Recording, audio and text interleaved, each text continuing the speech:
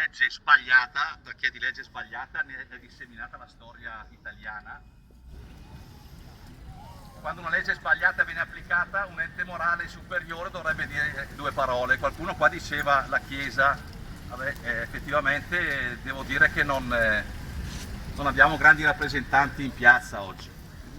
Qualcuno c'è però. Però c'è da dire che una volta tanto Avvenire ha replicato a una lettera che gli ha scritto Gori e il direttore Tarquinio ha risposto, devo dire, per le rime. Per cui abbiamo ritenuto anche doveroso riportare questa sua esposizione sul volantino che stiamo distribuendo. Adesso ne leggiamo alcune parti.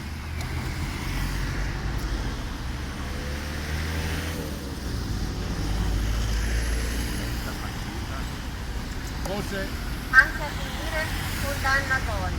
Voce. Citazione da Avvenire del 15 dicembre 2020 da parte di Marco Tarquinio, direttore.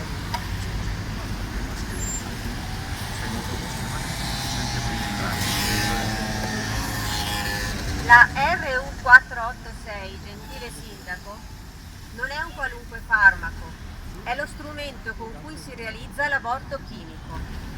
Ed è lecito discuterne proprio per la sua natura e per i risvolti etici che il suo consumo comporta.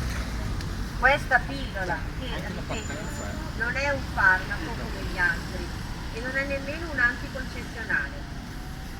Ma torniamo al manifesto di Pro Vita e Famiglia, rimosso a Bergamo come in altre città. Dice cose e dà allarmi sgradevoli.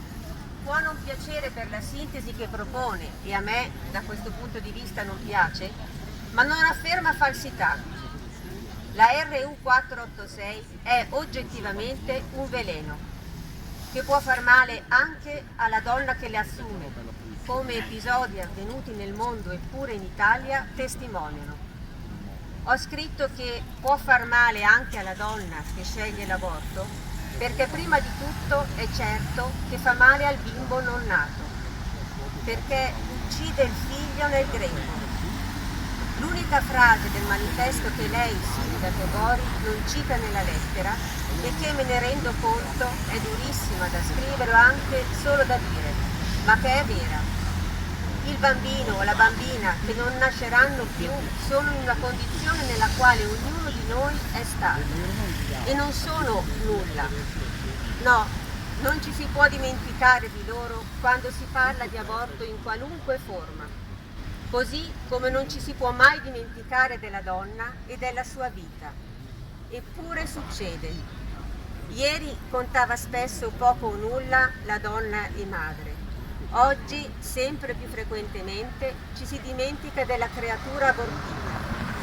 E io credo che questa dimenticanza sia motivo di un allarme serissimo, che nessuno, laico o credente, pro vita o pro scelta, dovrebbe pensare di poter liquidare come allarmismo. Grazie.